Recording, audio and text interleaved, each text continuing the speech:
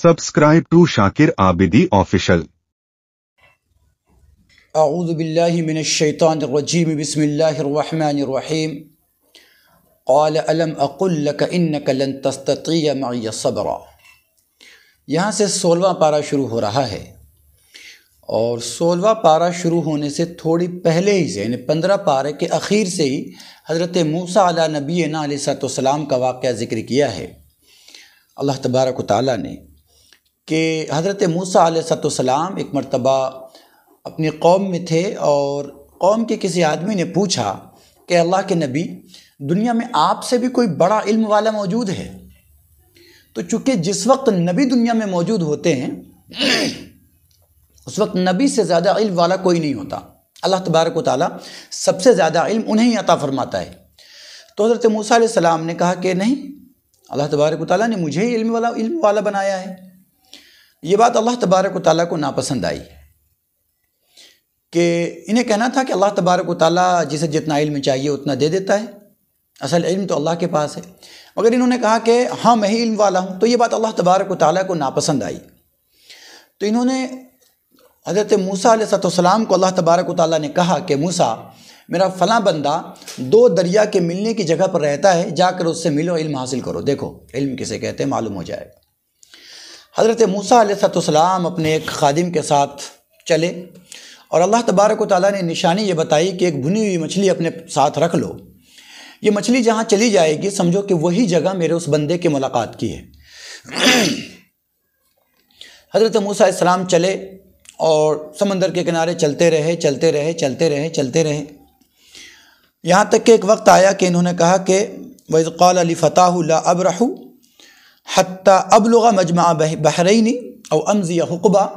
ملاقات نہیں ہو رہی تھی، تھکاوٹ ضرورت سے زیادہ ہو رہی تھی، لیکن موسیٰ علیہ السلام عزم کیے ہوئے تھے کہ چاہے زمانہ گزر جائے پھر بھی میں رکنے والا نہیں ہوں جب تک کہ میں اس بندے سے ملاقات نہ کر لوں۔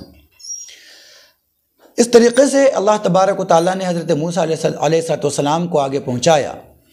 پہنچنے کے بعد ایک جگہ پر بیٹھے، اور بیٹھنے کے بعد انہوں نے کھانا وغیرہ مانگا یا آرام کیا۔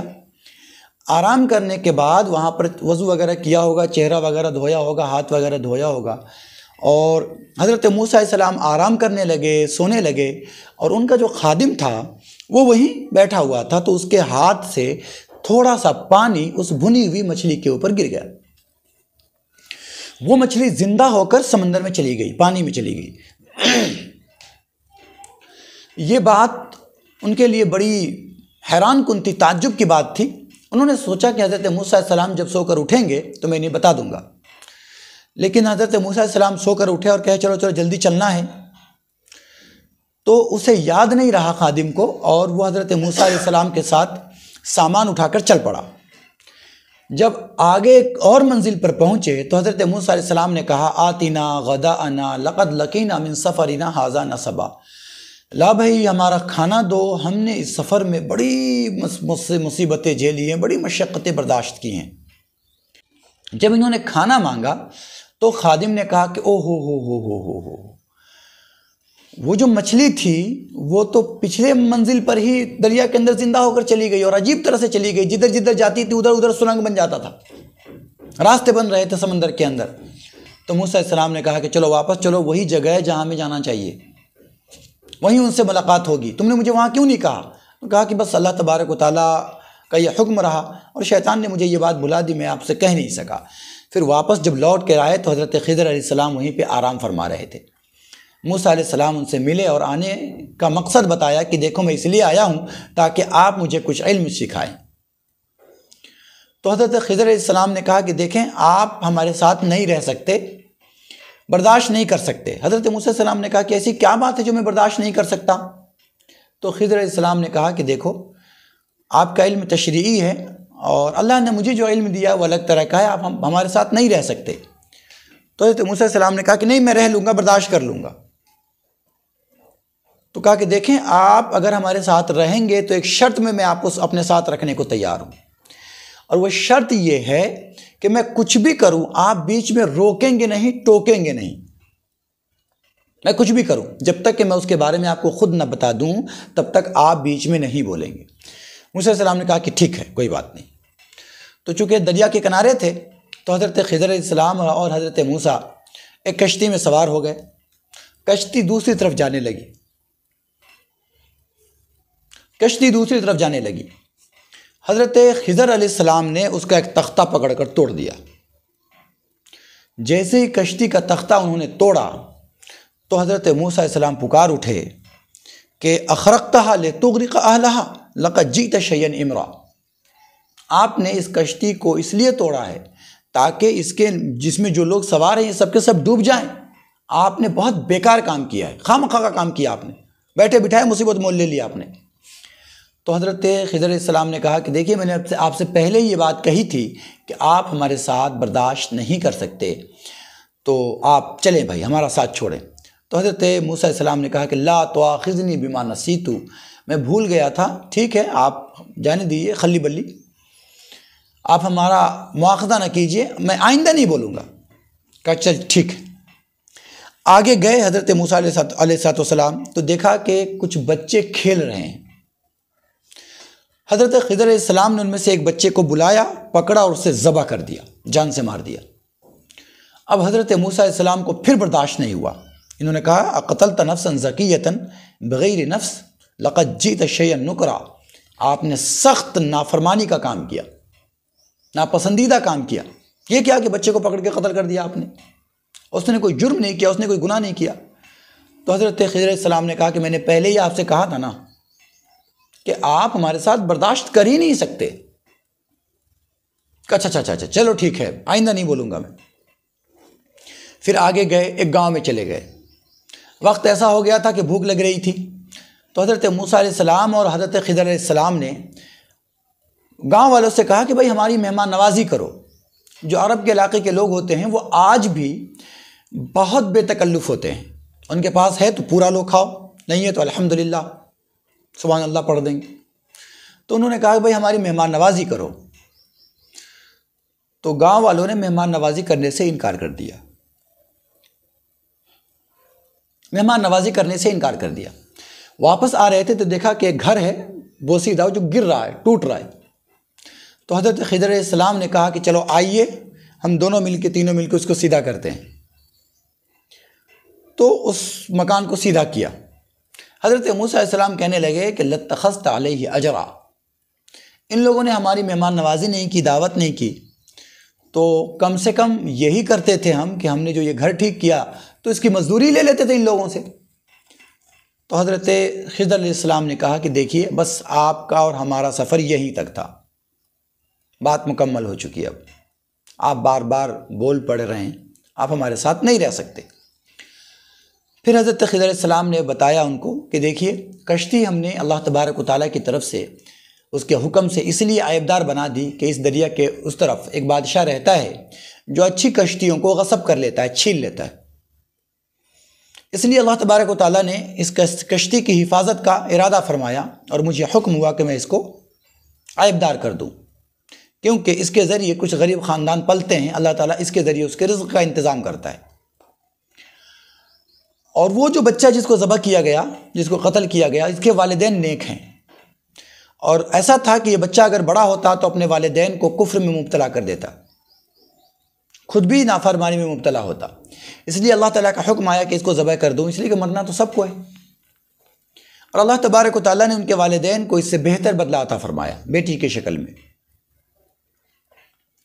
اور وہ جو گھر کا معاملہ ہے وہ ایک نیک آدمی کے 2 بچوں کا گھر تھا، اس میں اس نیک آدمی نے اپنے بچوں کے لیے کچھ امانتیں رکھی تھیں، کچھ خزانہ رکھا تھا، اور اللہ تعالیٰ سے اس نے دعا کی تھی کہ اللہ ہمارے بچے جب بڑے ہوں تو اسے ملے۔ اب وہ گھر گرنے کو قریب تھا، اگر وہ گھر گر جاتا تو اس میں چھپائی ہوئی چیز لوگوں کو دکھ جاتی، اور ایسی صورت میں لوگ اس کو لے لیتے۔ اس لیے اللہ تبارک و تعالیٰ کا یہ حکم ہوا کہ میں اس کو صحیح کر دوں۔ یہاں پر رک کر ایک بات سمجھ لینے کی ہے کہ حضرت موسیٰ علیہ السلام بار بار کہہ رہے ہیں کہ میں اب نہیں بولوں گا، اور پھر بھی بول پڑتے ہیں۔ اس کی وجہ یہ ہے کہ نبی کو شریعت کا علم دیا جاتا ہے، اور نبی کی یہ شان نہیں کہ شریعت کے خلاف کوئی کام کیا جائے اور وہ خاموش رہے۔ اس لیے حضرت خضر علیہ السلام کی طرف سے کچھ بھی ہوتا تھا تو حضرت موسیٰ علیہ السلام بول پڑتے تھے، اور حضرت خضر علیہ السلام کو جو علم دیا گیا تھا تکوینی علم تھا، وہ شریعت کا علم نہیں تھا، یعنی کسی چیز کے ہونے اور نہ ہونے کا علم تھا۔ تو یہ ایک عجیب چیز اللہ تبارک و تعالیٰ نے حضرت موسیٰ علیہ السلام کی کہانی کی شکل میں، ان کے واقعے کی شکل میں ہمیں بتائی، جس کے اندر عبرت بھی ہے اور نصیحت بھی ہے۔ عبرت یہ ہے کہ ایک اہل ایمان کے لیے یہ بات مناسب نہیں کہ اس کے سامنے اگر کوئی غلط کام کیا جا رہا ہو یا غلط بات بولی جا رہی ہو تو وہ حق کو چھپا کر خاموش بیٹھے۔ اس کو چاہیے کہ حق واضح کرے، اسے چاہیے کہ حق کھول کھول کر بیان کر دے۔ اور دوسری بات یہ کہ اگر بندے نے اپنی زبان سے کسی کو کہا ہو، وعدہ بھی کیا ہو کہ میں فلاں کام نہیں کروں گا، لیکن اب ایک ایسا وقت آ گیا جہاں پر اگر نہیں کرے گا تو شریعت کے خلاف ہو جائے گا، دین کے خلاف ہو جائے گا، تو اس وقت میں اپنا کیا ہوا وعدہ بھی چھوڑے اور کھائی ہوئی قسم بھی توڑے اور وہ کام کرے جو شریعت کے موافق ہو۔ آگے اللہ تبارک و تعالیٰ نے ذوالقرنین کا واقعہ ذکر کیا ہے۔ چونکہ اللہ کے نبی صلی اللہ علیہ وسلم سے کفار مکہ نے یہودیوں سے معلوم کر کے پوچھا تھا، جیسا کہ میں نے پچھلے ایپیسوڈ میں بتایا، 15واں پارے میں نے بتایا کہ ان لوگوں نے 3 سوال کیے تھے۔ اس میں سے ایک سوال یہ تھا کہ ذوالقرنین کون ہے، اس کا کیا واقعہ ہے۔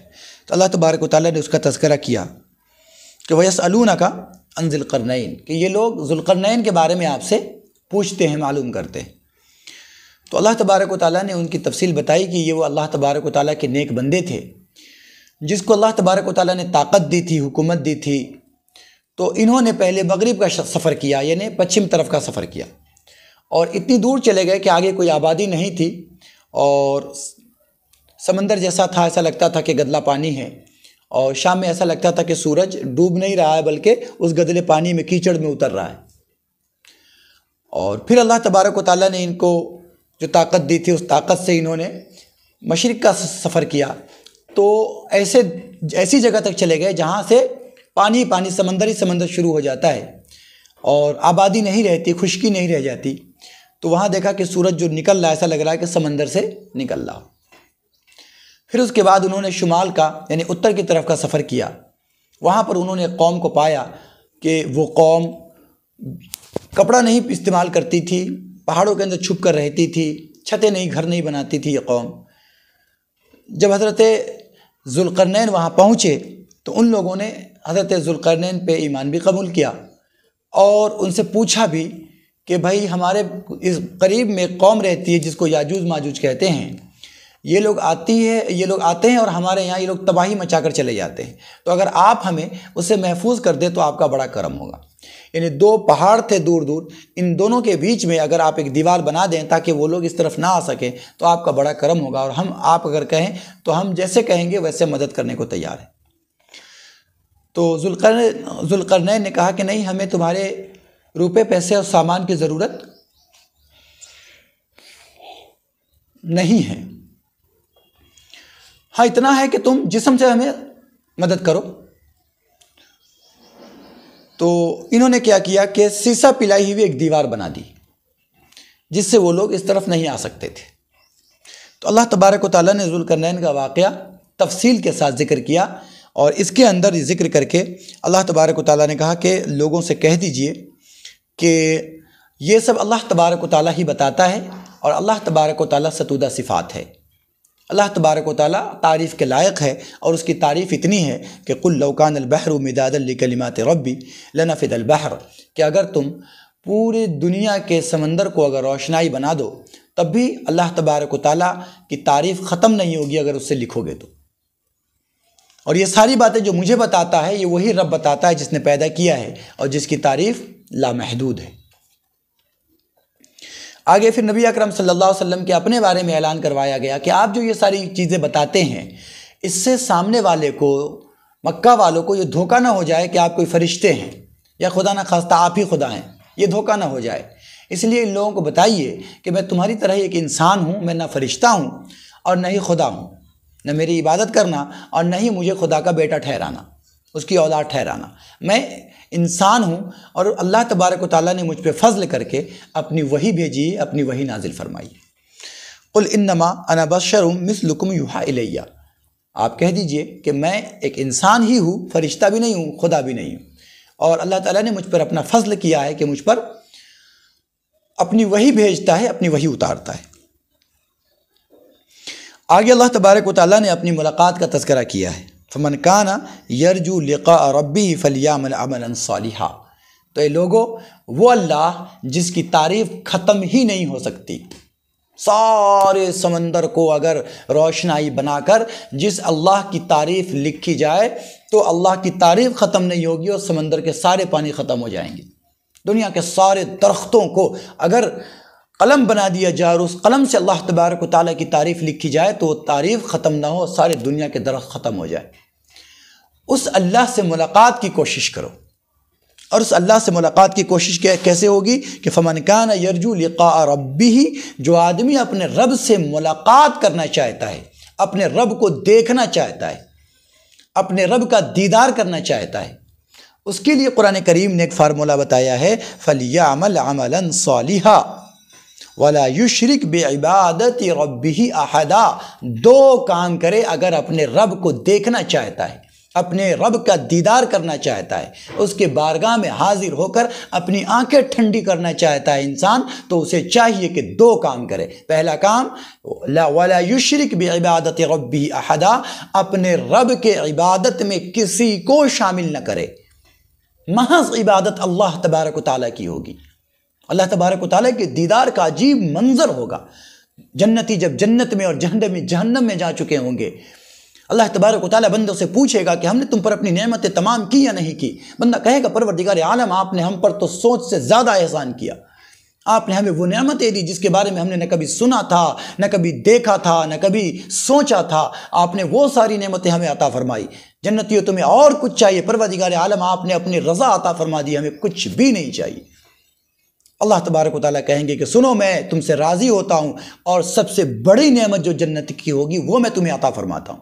اور پھر اللہ تبارک و تعالیٰ کی طرف سے مشک و عنبر کی ہوائیں چلنے لگیں گی، پورے جنتی بیٹھے ہوئے ہوں گے، دیکھ رہے ہوں گے، اور مشک کی ہوا چل رہی ہوگی، جنتیوں کے سر کے اوپر سے مشک گزر رہے ہوں گے، جنتی مشک و عنبر میں نہا رہے ہوں گے۔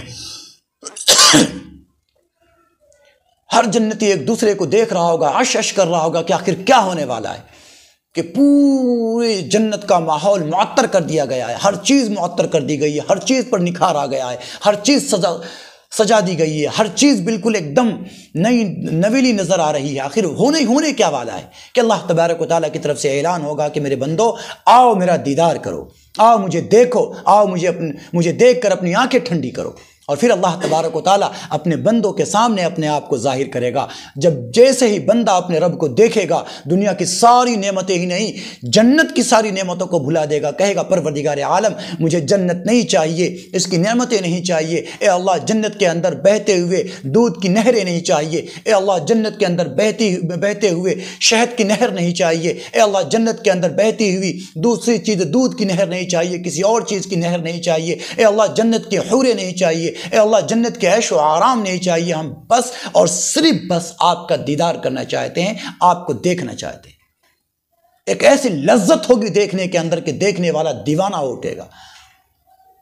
وہ خالق جس نے دنیا کے انسانوں کو پیدا کیا کہ ایک آدمی کو دیکھ کر انسان کے ہوش اڑنے لگتے ہیں، لوگ اس کی محبت میں پاگل ہونے لگتا ہے، لوگ اس کی محبت میں اپنی جان دینے لگتا ہے، انسان اس کی محبت میں گھر بار چھوڑ دیتا ہے، والدین سے بغاوت کر لیتا ہے، سوسائٹی اور معاشرے سے پنگا لے لیتا ہے۔ جب اللہ کے مخلوق کی یہ صورتحال ہے کہ اللہ کی ایک چھوٹی سی مخلوق جس سے بڑی بڑی خوبصورت صورتیں اللہ نے دنیا میں بنا رکھی ہے، ان میں سے کسی ایک پر انسان اس قدر قربان ہوتا ہے کہ اپنی ساری چیزیں اس کے لیے داؤ پہ لگا دیتا ہے، عزت داؤ پہ لگا دیتا ہے، دولت داؤ پہ لگا دیتا ہے، گھر بار چھوڑ دیتا ہے، ماں باپ کو چھوڑ دیتا ہے۔ سوچے اس خالق کا جب دیدار ہوگا، اس کے حسن کا جب نظارہ ہوگا تو انسان کا عالم کیا ہوگا۔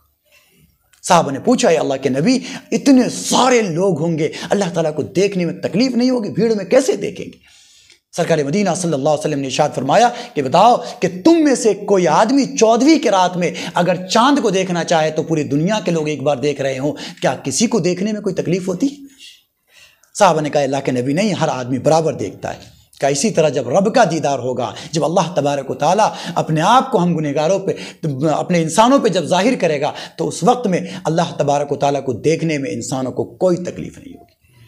اس کے لیے دو کام کرنا ہے، وہ حسن جس نے دنیا کے تمام حسنوں کو پیدا کیا، اللہ کی وہ ذات جس نے ہمیں بنایا، آپ کو بنایا، جس نے دنیا میں ایسی ایسی خوبصورتیاں پیدا کی کہ جسے دیکھ کر انسان مبہوت رہ جاتا ہے، ششدر و حیران رہ جاتا ہے۔ اسے اگر آپ دیکھنا چاہتے ہیں تو اللہ نے صرف دو کام بتائیں، صرف دو کام۔ وہ دو کام کیا؟ اللہ تشرک بعبادت ربہ احدا، آپ اپنے رب کے ساتھ کسی کو عبادت میں شریک نہ کریں، بالکل نہیں۔ عبادت صرف اللہ کی ہوگی، زندگی دینے والی ذات اللہ کی، تو لینے والی بھی وہی ہے، لہذا سر اسی کے سامنے ہمارا جھکے گا، ہم مانگے تو اسی سے مانگے، عبادت کرے تو اسی کی کرے، اس کے علاوہ کسی کی طرف دیکھنے کی ضرورت ہی نہیں ہے۔ محمد رسول اللہ صلی اللہ علیہ وسلم کے بتائے ہوئے طریقے سے ہم رب کی عبادت کریں، اس کے علاوہ اس کی ذات میں کسی کو شریک ٹھہرانا ہی نہیں۔ اور دوسری چیز فَلْيَعْمَلْ عَمَلًا صَالِحًا، اس کو چاہیے کہ اپنی زندگی محمد رسول اللہ صلی اللہ علیہ وسلم کے قدموں میں بچھا دے، عمل صالح کرے۔ عمل صالح کسے کہتے ہیں؟ ہر نیکی کا کام عمل صالح نہیں ہوا کرتا، یاد کر لیں آپ۔ ہم یہ سمجھتے ہیں کہ کوئی بھی نیکی کا کام کرے گا وہ عمل صالح ہو جائے گا، نہیں۔ کافر لوگ بھی ہاسپٹلز بنواتے ہیں، وہ بھی لوگوں کو کھانا کھلاتے ہیں، وہ بھی لوگوں کو کپڑے پہناتے ہیں، وہ بھی اندھوں کے کام آتے ہیں، وہ بھی اپاہجوں کے کام آتے ہیں، اپنی جان سے، اپنے مال سے، لیکن کیا اس کا یہ عمل صالح ہے؟ نہیں۔ ہر نیک کام عمل صالح نہیں ہوتا۔ پھر عمل صالح کون سا عمل ہے؟ اس کے لیے 3 شرطیں ہیں۔ کسی بھی کام کے عمل صالح بننے کے لیے جس عمل کی بنیاد پر اپنے رب کا دیدار کر سکے بندہ، اس کے لیے 3 شرطیں ہیں۔ عقیدے کا صحیح ہونا، اللہ کے سوا کسی کو بھی عبادت کے لائق نہ سمجھتا ہو، اللہ نے جن چیزوں پر ایمان رکھنے کے لیے کہا ہے اس پر ایمان رکھتا ہو، لہذا کافر وہ کتنی بھی عبادت کر لے، اللہ تبارک و تعالیٰ کے یہاں اس کی عبادت قابل قبول نہیں ہے۔ اور اس کی میں ایک مثال دیا کرتا ہوں، وہ مثال یہ ہے کہ اگر کوئی دیش دروہی آدمی ہاسپٹلز بنوائے، کالجز بنوائے، رفاہی کام کرے، ان سارے کاموں کے باوجود وہ اگر دیش دروہی ہے، اگر وہ اینٹی نیشن ہے، تو ایسے آدمی کا کوئی بھی کام ایکسیپٹیبل نہیں ہے گورنمنٹ کی نظر میں۔ گورنمنٹ کی نظر میں وہ آتنکوادی ہے، دیش دروہی ہے، اسے پکڑا جائے گا، سزا دی جائے گی۔ ایسے ہی اگر اللہ کو نہیں مانتا ہے بندہ، تو ایسی صورت میں اس کا کوئی بھی عمل قابل قبول بولے نہیں ہے۔ دوسری چیز کہ نیت کا ٹھیک ہونا۔ ہر عمل صالح ہو یہ ضروری نہیں ہے، ایمان والا ہے، عمل کر رہا ہے، لیکن یہ عمل اس کو اللہ کا دیدار کرا دے ضروری نہیں ہے، اس میں نیت کا ٹھیک ہونا ضروری ہے۔ ہم نے مسجد بنوائی، خیال یہ ہے لوگ ہمیں کہیں میں نے مسجد بنوائی ہے، اللہ تبارک و تعالیٰ کہے گا کہ تمہاری مسجد کی ہمیں کوئی ضرورت نہیں ہے۔ بندہ حج کرنے کو گیا، دل میں یہ خیال ہے کہ پورے محلے والے ہمیں حاجی صاحب کہیں۔ اب ایک پٹھان تھے، حج کرنے کے لیے گئے، وہاں سے واپس آئے تو ایک دکان پر پہنچے جہاں سے یہ ادھار لیا کرتے تھے، سودا سلف۔ تو پہنچتے ہی کہا بھائی وہ میری ڈائری نکالو جس پہ میرا خرچہ ہے، میرا قرضہ جس پہ لکھے ہوئے ہو۔ دکاندار بڑا خوش ہو گیا کہ لگتا ہے کہ حاجی صاحب، یہ پٹھان صاحب جو حج کر کے آئے ہیں، خان صاحب آج تو پورا کا پورا ادا کر ہی دیں گے۔ کہا نکالا، کہا کتنا ہے؟ کہا اتنا ہے، دے رہے نا، کٹ کر دوں؟ کہا نہیں، نام کے ساتھ لکھو حاجی، حاجی بڑھا لو، سمیع اللہ نام ہے تو حاجی سمیع اللہ لکھ دو، میں نے حج کر لیا ہے۔ تو جا رہے ہیں حج کرنے کو، جا تو رہے ہیں اللہ کے گھر میں، ہے تو عمل نیک، لیکن عمل صالح نہیں ہے اگر اللہ کے لیے حج کرنے کے لیے نہیں گئے۔ ہم نے کسی کو مال دیا، کسی کی مدد کی، مگر یہ عمل صالح اس وقت ہوگا جس وقت ہم اللہ کی رضا کے لیے خالص نیت کے ساتھ کریں گے۔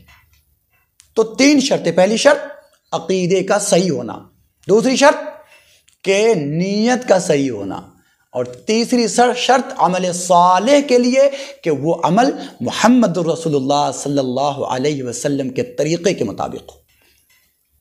ہم اپنی طرف سے کوئی طریقہ اگر بنا لیں تو وہ لاکھ کچھ کرتے رہیں، عمل صالح نہیں ہو سکتا۔ اللہ کے یہاں تو وہی کاپی، وہی زیروکس، وہی فوٹو اسٹیٹ چلے گا جو محمد رسول اللہ صلی اللہ علیہ وسلم کو کر کے لایا گیا ہوگا۔ آپ صلی اللہ علیہ وسلم کے علاوہ اگر کوئی عمل لے کر آتا ہے تو قابل قبول نہیں ہوگا۔ 3 رکعت نماز ہے مغرب میں، اللہ کے نبی کا طریقہ ہے کہ بھائی نیت باندھے بندہ نماز پڑھے، وہ نیت ہی نہ باندھے اور اٹھا بیٹھی کر لے، اللہ کے نبی کے سنت کے خلاف اس نے نماز پڑھی، اللہ کے نبی کے طریقے کے خلاف نماز پڑھی، نماز قابل قبول نہیں۔ کوئی بھی عمل جو اللہ کے عمل صالح بنے گا اس کے لیے ضروری ہے کہ اس میں اللہ کے نبی کا طریقہ شامل ہو۔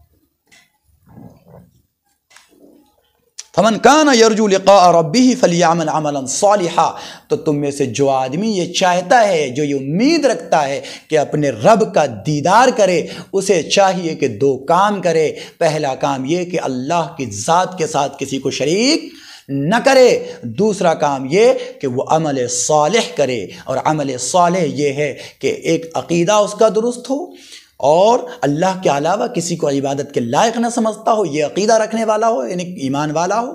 دوسرے کہ اس کی نیت درست ہو، اور نیت کے اندر اگر ریاکاری ہوگی تو وہ عمل صالح نہیں ہوگا، بھلے ہی وہ نیک کام کر رہا ہو۔ اور تیسرے یہ کہ وہ کام محمد الرسول اللہ صلی اللہ علیہ وسلم کے سنت کے مطابق۔ آگے اللہ تبارک و تعالیٰ نے حضرت مریم کا تذکرہ کیا ہے، وذکر فی الکتاب مریم، کہ مریم السلام کا تذکرہ کیجئے کہ اس کے اندر اللہ تبارک و تعالیٰ نے لوگوں کے لیے بڑی نشانیاں رکھی ہیں۔ نشانیاں اس طریقے پر ہے کہ حضرت مریم علیہ السلام جب بیت المقدس کے اندر تھی تو ان کے یہاں بے موسم پھل آ جایا کرتا تھا، اور بے موسم پھل آتا تھا تو حضرت زکریا علیہ السلام نے دیکھا کہ بے موسم پھل ان کے پاس آ جاتا ہے، تو انہوں نے پوچھا کہ تمہارے پاس کہاں سے آتا ہے بیٹی؟ تو انہوں نے کہا کہ ہاں، کہ یہ جو کچھ بھی ہے یہ اللہ تبارک و تعالیٰ کی طرف سے ہے۔ کہا اچھا۔ تو پھر ان کو خیال آیا، چونکہ حضرت زکریا کو بھی کوئی اولاد نہیں تھی، تو انہیں یہ خیال آیا کہ جب اللہ تبارک و تعالیٰ بے موسم کے پھل دے سکتا ہے تو پھر بنا عمر کے اولاد کیوں نہیں دے سکتا؟ لہذا اللہ تعالیٰ سے دعا کی تو اللہ تبارک و تعالیٰ نے ان کو اولاد بھی عطا فرمائی۔ اور حضرت مریم علیہ السلام کے ساتھ معاملہ یہ ہوا کہ ایک وقت آیا کہ اللہ تبارک و تعالیٰ کی طرف سے یہ حاملہ ہو گئی، پریگننٹ ہو گئی، فرشتے نے آ کر ان کو پھونک ماری اور وہ پریگننٹ ہو گئی۔ اب جب ایک وقت آیا کہ ڈیلیوری کا، جب زچگی کا وقت آیا، بچے کی ولادت کا وقت آیا، تو حضرت مریم علیہ السلام تڑپ اٹھی کہ لوگ کیا کہیں گے، کسی مرد نے مجھے چھوا نہیں، میری شادی نہیں ہوئی، میرا نکاح نہیں ہوا، آخر میں لوگوں کو کیا جواب دوں گی؟ تو آبادی سے باہر چلی گئی۔ وہاں پر انہوں نے حضرت عیسیٰ علیہ السلام کو جنم دیا۔ اب یہ بچے کو لے کر گاؤں واپس نہیں آنا چاہتی تھی کہ کیا کریں، لوگ پوچھیں گے تو کیا جواب دوں گی، کیونکہ یہ معاملہ ہی ایسا ہے کہ کوئی آدمی ماننے کو تیار نہیں ہوگا۔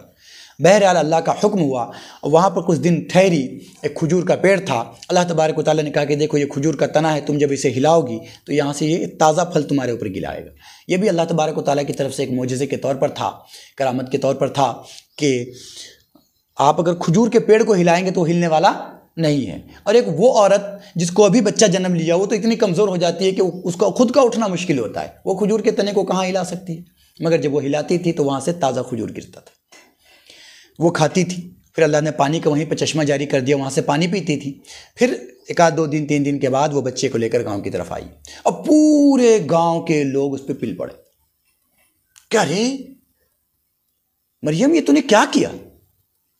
نہ تیرا باپ ایسا بدکار تھا، نہ تیری ماں بدکارہ تھی، نہ تیرے خاندان میں کوئی ایسا تھا، تو نے تو پوری خاندان کی ناک ہی کٹا دی۔ اللہ تبارک و تعالیٰ نے ان کے دل کے اندر بات ڈال دی تھی کہ تمہیں بات نہیں کرنا۔ انہوں نے کہا کہ انی نظرت للرحمن صوما، نہیں میں بات نہیں کر سکتی، میں نے اللہ کے لیے روزہ رکھا ہے، لہذا اسی بچے سے پوچھو۔ کہا ارے جو بچہ ابھی گود میں ہے میں کیسے اس سے بات کروں، وہ کیسے بات کرے گا؟ ابھی یہ لوگ آپس میں یہ کہہ ہی رہے تھے کہ حضرت عیسیٰ علیہ السلام پکار اٹھے کہ انی عبداللہ وجعلنی نبیہ عطانی الکتاب، اللہ تبارک و تعالیٰ نے مجھے کتاب دی ہے، مجھے نبی بنایا ہے، میں اللہ کا بندہ ہوں، میری ماں بدکارہ نہیں ہے، یعنی کہنے کا مقصد یہ تھا۔ یہ لوگ سب حیران رہ گئے۔ تو یہاں پر بھی ایک بہت بڑا سبق ہے امت کے لیے، انسانوں کے لیے، کہ اگر آپ حق پر ہیں، آپ اگر حق پر ہیں اور آپ کے ساتھ الزام کا معاملہ ہو جاتا ہے، لوگوں کی طرف سے آپ پر الزام اور غلط باتیں آنے لگتی ہیں، اور آپ واقعی حق پر ہیں، تو آپ کو کسی کو سفارش دینے کی ضرورت نہیں ہے، صفائی کرنے کی ضرورت نہیں ہے، آپ خاموشی اختیار کر لیجیے۔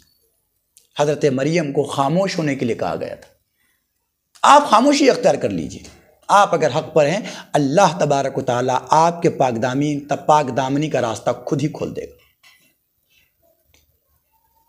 حضرت مریم علیہ السلام نے کسی سے سفارش نہیں کی، صفائی نہیں دی۔ اور دوسری بات یہ سمجھ میں آتی ہے کہ انسان پر مشکل حالات آ سکتے ہیں جب وہ حق پر ہو، تب بھی اس وقت انسان کو کوئی غلط قدم نہیں اٹھانا چاہیے۔ کہ حضرت مریم علیہ السلام یہ بھی کر سکتی تھی کہ بچے کو جان سے مار کے پھینک دے جنگل میں، خود سوسائڈ کر لیں، مگر نہیں، اگر آپ حق پر ہیں تو غلط قدم اٹھانے کی ضرورت نہیں ہے، اللہ تبارک و تعالیٰ خود ہی آپ کی سچائی لوگوں میں ظاہر کر دے گا۔ آگے اللہ تبارک و تعالیٰ نے حضرت ابراہیم علیہ السلام کا ذکر کیا ہے، وَاذْكُرْ فِي الْكِتَابِ ابراہیم، کہ ابراہیم علیہ السلام نے اپنے والد سے کہا کہ ابو یہ کیا ان چیزوں کی پوجا کرتے ہیں، چھوڑی ہٹائیے اس کو۔ باپ نے کہا کہ دیکھو تم اگر ہماری بات نہیں مانے، ہمارے خداؤں کو برا کہنا نہیں چھوڑے تو پتھر مار مار کر تمہیں ہلاک کر دیں گے۔ کہا ٹھیک ہے ابا، آپ کو بات سمجھ میں نہیں آتی تو میں چلتا ہوں۔ یہاں سے حضرت ابراہیم علیہ السلام کے واقعے میں ایک بات سمجھ آتی ہے کہ اگر ایمان پر عمل کرنا مشکل ہو جائے تو آدمی گھر بار رشتہ دار سب کو خیر آباد کہہ دے، سب کو کہہ دے کہ چلیے بھائی آپ خوش رہیے، ہم چلتے ہیں۔ آگے اللہ تبارک و تعالیٰ نے حضرت ادریس کا تذکرہ کیا، وَاذْكُرْ فِي الْكِتَابِ ادریس، حضرت ادریس علیہ السلام کا تذکرہ کیا ہے۔ حضرت ادریس علیہ السلام وہ پہلے پیغمبر ہیں، پہلے انسان ہیں، صرف پیغمبری کی بات نہ کریں، پہلے انسان ہیں جنہوں نے لباس سل کر پہنا۔ یعنی یہ جو ٹیلرنگ کا کام ہے یہ نبوت والا کام ہے، نبی نے پہلی مرتبہ کیا ہے۔ ایسے ہی حضرت ادریس علیہ السلام وہ پہلے انسان ہیں جنہوں نے لکھنے کا کام شروع کیا، لکھنا جنہوں نے ایجاد کیا۔ آپ سے پہلے لکھنے کا حساب نہیں تھا، انہوں نے قلم اور روشنائی بنا کر اس سے لکھنے کا کام شروع کیا۔ اور ایسے ہی حضرت ادریس علیہ السلام وہ پہلے انسان ہیں جنہوں نے اس لکھائی کے ذریعے چیزوں کا حساب کتاب رکھنا شروع کیا۔ جو کسی بھی چیز کا حساب کرتے کہ بھائی اتنا گیا اور اتنا آیا، تو حساب و کتاب کا کام حضرت ادریس علیہ السلام نے شروع کیا۔ اور ایسے ہی حضرت ادریس علیہ السلام ہی وہ پہلے انسان ہیں جنہوں نے سب سے پہلے اسلحہ بنایا، تلوار وغیرہ یا کاٹنے کٹنے کی چیزیں بنائی۔ یہ سارے کام نبی نے سب سے پہلے کیا۔ ان سارے نبیوں کا تذکرہ کر کے اللہ تبارک و تعالیٰ پھر وہی لانا چاہتا ہے کہ دیکھو یہ سارے اللہ کے وہ نیک بندے تھے جنہوں نے میرے ہی عبادت کی طرف دعوت دی۔ اور میری عبادت کی طرف دعوت دینے کی ایک وجہ یہ بھی ہے کہ ہم نے اپنی رضا کے لیے اور ہم نے اپنی جو نعمت بنائی ہے جنت، اس میں جانے کے لیے یہ ضروری ہے کہ انسان ہماری عبادت کرے، کیونکہ ہم نے اس جنت سے پہلے ایک پل بنا رکھا ہے جسے پل صراط کا نام دیا ہے ہم نے۔ اس پر سے ہر آدمی کو گزرنا ہے، کوئی بھی نہیں بچ سکتا۔ اللہ تعالیٰ نے اس کا تذکرہ کیا ہے وَإِن مِّنكُمْ إِلَّا وَارِدُهَا، کہ تم میں سے کوئی آدمی ایسا نہیں ہے جو پل صراط سے نہ گزرے، اسے گزرنا ہی پڑے گا، تبھی وہ اللہ کی نعمت جنت تک جا سکتا ہے۔ اور ہاں یہ ہوگا کہ جو نیکوکار ہوں گے ان کو نیچے سے جہنم کی گرمی نہیں لگے گی، لیکن جو نافرمان ہوں گے وہ اس پل صراط سے نیچے جہنم کے گڑھے میں گر جائیں گے۔ اگر وہ ذرہ برابر بھی ایمان رکھتے ہوں گے تو اپنی سزا کاٹنے کے بعد پھر جنت میں آئیں گے۔ آگے اللہ تبارک و تعالیٰ نے اہل ایمان سے، جو لوگ اللہ پر ایمان رکھتے ہیں اور اللہ تبارک و تعالیٰ کی عبادت کرتے ہیں، اللہ تبارک و تعالیٰ نے ان سے اپنی محبت کا اظہار کیا ہے کہ ان الذین آمنوا وعملوا الصالحات سیجعل لهم الرحمن ودا، کہ وہ لوگ جو اللہ پر ایمان رکھتے ہیں اور عمل صالح کرتے ہیں، اس کے لیے اللہ تبارک و تعالیٰ نے اپنے دل میں اور تمام مخلوقات میں اس کی محبت ڈال دینے کا وعدہ کیا ہے۔ اس سلسلے میں ایک حدیث مشہور ہے کہ اللہ تبارک و تعالیٰ جب کسی بندے سے محبت کرتا ہے تو حضرت جبریل سے کہتا ہے کہ میں اس سے محبت کرتا ہوں، تم بھی محبت کرو، فرشتوں میں اور دوسرے مخلوقات میں اعلان کر دو۔ یہاں پر ہمارے پیر و مرشد حضرت پیر ذوالفقار صاحب نقشبندی دامت برکاتہم ایک عجیب بات ارشاد فرماتے ہیں۔ وہ کہتے ہیں کہ بندے سے دوسرے لوگ اتنا ہی محبت کرتا ہے، انسان سے دوسرے انسان اتنی ہی محبت کرتے ہیں جتنی محبت وہ اللہ سے کرتا ہے، اور ایسے ہی اس انسان کا رعب اور دبدبہ لوگوں پر اتنا ہی رہتا ہے، یعنی لوگ اس سے اتنا ہی ڈرتے ہیں جتنا وہ اللہ سے ڈرتا ہے۔ یعنی اگر اللہ سے وہ 100% ڈرتا ہے تو لوگوں کے دل میں اس کا خوف اور اس کا دبدبہ 100% ہوتا ہے۔ 50% ڈرتا ہے تو اس کا خوف بھی 50% ہوتا ہے۔ اور ایسے ہی اگر وہ اللہ سے 100% محبت کرتا ہے تو مخلوقات کے دل میں بھی اس کی محبت 100% ہوتی ہے۔ اللہ سے اگر وہ 50% محبت کرتا ہے، 50% دنیا کی محبت ہے، تو لوگوں کے دلوں میں بھی اس کی محبت 50% ہوتی ہے۔ اگر وہ 20% اللہ سے محبت کرتا ہے تو لوگوں کے دلوں میں بھی اس کی محبت 20% ہوتی ہے۔ اب آپ کو طے کرنا ہے کہ آپ کی محبت دنیا والوں کے دل میں کتنی ہونی چاہیے۔ جتنی محبت اللہ کے آپ اپنے دل میں لائیں گے اتنی محبت آپ کی دنیا والوں کے دل میں آئے گی۔ آگے سورۃ طٰہٰ شروع ہو رہی ہے اور اس کے شروع ہی میں اللہ تبارک و تعالیٰ نے ایک بات کہی ہے، وَمَا أَنزَلْنَا عَلَيْكَ الْقُرْآنَ لِتَشْقَىٰ، کہ نبی صلی اللہ علیہ وسلم ہم نے یہ قرآن اس لیے نازل نہیں کیا کہ آپ کے لیے مشکل ہو جائے۔ آپ صلی اللہ علیہ وسلم رات بھر قرآن کریم کی تلاوت نمازوں میں اور ایسے کیا کرتے تھے۔ اللہ تبارک و تعالیٰ نے منع فرمایا کہ آپ کو ایسا کرنے کی ضرورت نہیں ہے۔ قرآن کریم کے نازل کرنے کا یہ مقصد بالکل نہیں ہے کہ آپ اپنے لیے اس کو مشقت سمجھنے لگیں، لہذا آپ تھوڑی دیر عبادت بھی کیجئے اور تھوڑا آرام بھی فرما لیا کیجئے۔ اس آیت کے بعد نبی اکرم صلی اللہ علیہ وسلم عشاء کے بعد سو جاتے تھے اور پھر تہجد میں اٹھ کر تہجد پڑھا کرتے تھے۔ آگے اللہ تبارک و تعالیٰ نے حضرت موسیٰ علیہ السلام کا تذکرہ کیا ہے تفصیل کے ساتھ، حل اتاک حدیث موسیٰ، کہ آپ کے پاس حضرت موسیٰ علیہ السلام کی خبر پہنچی۔ اس میں اللہ تبارک و تعالیٰ نے حضرت موسیٰ علیہ السلام کا مدین سے واپس ہونا بیان کیا ہے کہ مدین کے اندر چونکہ حضرت موسیٰ علیہ السلام کی شادی ہوئی تھی، جہاں پر اللہ تعالیٰ نے شادی کا تذکرہ کیا ہے، ہم انشاءاللہ شادی کا تذکرہ وہیں پہ کریں گے۔ وہاں سے یہ اپنے اہل و عیال کو لے کر، اپنی بیوی کو لے کر واپس آ رہے تھے۔ ٹھنڈی کی رات تھی، اندھیری رات تھی اور کچھ سجھائی نہیں دیتا تھا، کچھ بھی نظر نہیں آتا تھا کہ ان کو دور پہاڑ پر کچھ روشنی سی نظر آئی۔ انہوں نے اپنے اہلیہ سے کہا کہ تم یہیں پہ رکو، میں جا کر دیکھتا ہوں شاید کوئی قافلے والے ہیں جنہوں نے آگ روشن کر رکھی ہے، تو میں وہاں سے کچھ روشنی کا سامان، آگ وغیرہ مانگ کر لاؤں تاکہ تم ٹھنڈی سے بچ بھی سکو، اس کی گرمی حاصل کر سکو اور ہمیں راستہ تلاش کرنے میں بھی آسانی ہوگی۔ بیوی کو روک کر جب وہاں گئے تو انہوں نے دیکھا کہ ایک پیڑ کے اوپر آگ جیسی کوئی چیز لگ رہی ہے، روشنی ہو رہی ہے، لیکن پتے نہیں جل رہے۔ دیکھ کر یہ حیران ہوئے تو اس آگ سے آواز آئی کہ اے موسیٰ انی انا اللہ، اے موسیٰ میں ہی اللہ، فخلع نعلیک انک فی الوادی المقدس طویٰ، کہ تم نے جو جوتی پہن رکھی ہے اسے اتار دے، تو طویٰ کی بڑی مقدس وادی میں ہے۔ اور پھر اللہ تبارک و تعالیٰ نے حضرت موسیٰ علیہ السلام کو وہاں پر 2 نشانیاں عطا فرمائی، کہا کہ دیکھو اپنا ہاتھ اپنے بغل میں دباؤ اور باہر نکالو، تخرج بیضاء من غیر سوء، تو وہاں سے بنا کسی بیماری کے روشنی نکلے گی، سفیدی نکلے گی۔ تو حضرت موسیٰ علیہ السلام نے یوں لگایا اور لگا کر یہ چھوڑا تو وہاں سے روشنی نکلنے لگی، اور کہا کہ پھر اس کو عصا کو چھوڑو، ڈالو زمین پہ۔ تو ان کے ہاتھ میں جو لاٹھی تھی اس لاٹھی کو زمین پہ ڈالا تو وہ اژدہا ہو گیا، کہا اس کو پکڑ لو، اس کو پکڑ لیا حضرت موسیٰ علیہ السلام نے۔ تو یہ 2 نشانیاں اللہ تبارک و تعالیٰ نے حضرت موسیٰ علیہ السلام کو عنایت فرمائی، اور پھر انہیں یہ حکم ہوا کہ فرعون کے پاس جاؤ، جانے کے بعد اسے میرا پیغام سناؤ۔ جب حضرت موسیٰ علیہ السلام اس کے پاس پہنچے تو اس نے کہا کہ بھائی تم نبی ہو، یہ کیسے مان لے ہم؟ تو کہا کہ اللہ نے ہمیں معجزات دیے ہیں۔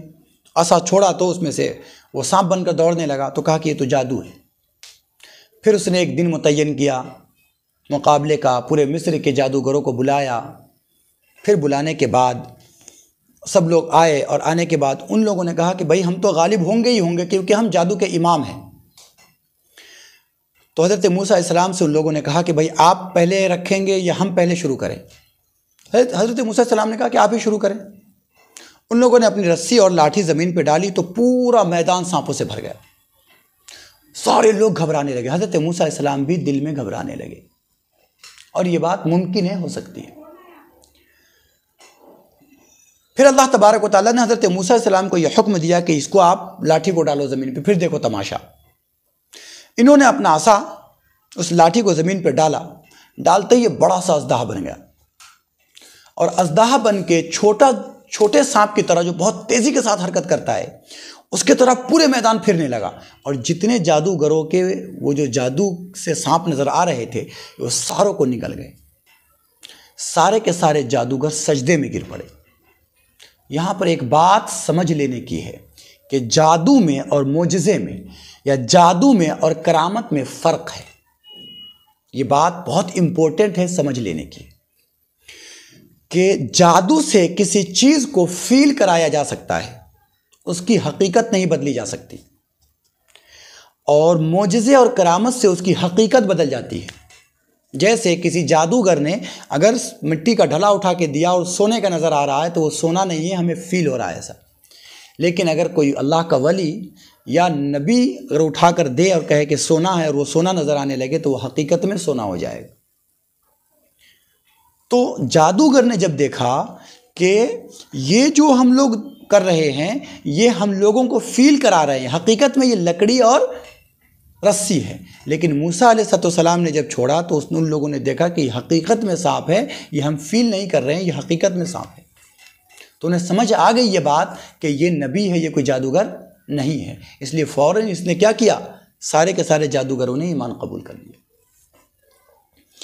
آگے اللہ تبارک و تعالیٰ نے انسان کی تخلیق کا تذکرہ کیا ہے اور کہا ہے کہ منہا خلقناکم وفیہا نعیدکم ومنہا نخرجکم تارۃ اخری، کہ ہم نے تم کو اسی مٹی سے پیدا کیا ہے اور اسی میں تمہیں دوبارہ دفن کریں گے اور اسی سے تمہیں دوبارہ نکالیں گے. اس سے پتہ چلتا ہے کہ انسان جس جگہ کی مٹی سے پیدا کیا گیا اسی جگہ کی مٹی میں دفن کیا جائے گا.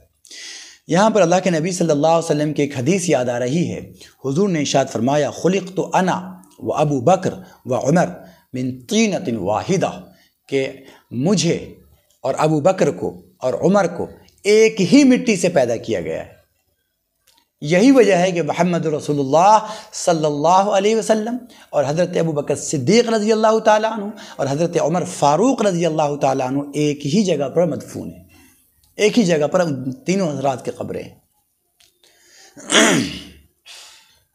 آگے اللہ تبارک و تعالیٰ نے حضرت آدم علیہ السلام کا ذکر کیا ہے اور کہا کہ فَأَكَلَا مِنْهَا فَبَدَتْ لَهُمَا سَوْآتُهُمَا، کہ اللہ تبارک و تعالیٰ نے حضرت آدم علیہ السلام کو منع کیا تھا کہ دیکھو یہ جو پھل ہے گیہوں کا یہ نہیں کھانا، لیکن حضرت آدم علیہ السلام بھول کر وہ کھا لیے، اور بھول کر کھا لینے کی وجہ سے جنت کا جو لباس تھا وہ اتر گیا، کیونکہ جنت کے چیزیں کھانے پر انسان کو پخانہ پیشاب کی ضرورت پیش نہیں آتی ہے.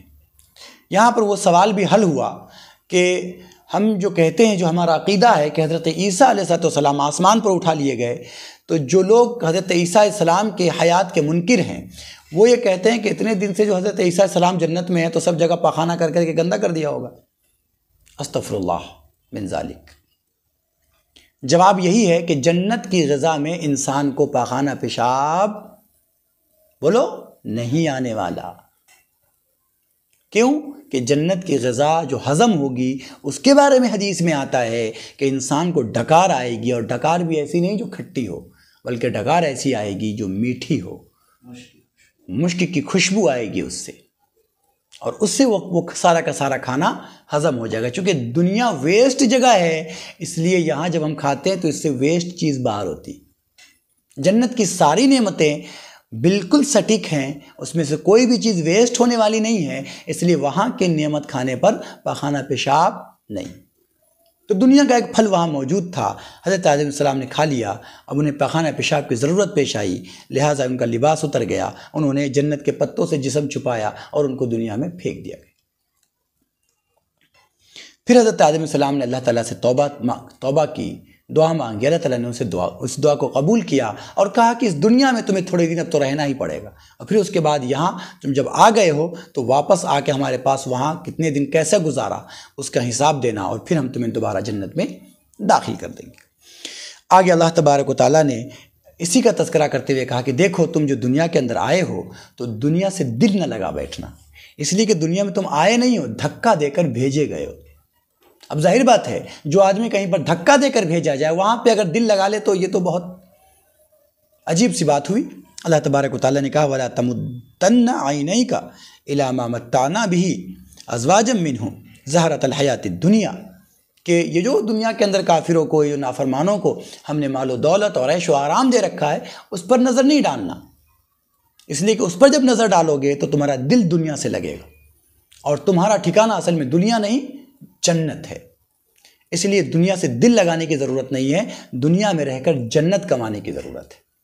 اللہ تبارک و تعالی ہم سب کو عمل صالح کر کے جنت کمانے کی توفیق عطا فرمائے۔ Subscribe to Shakir Abidi Official.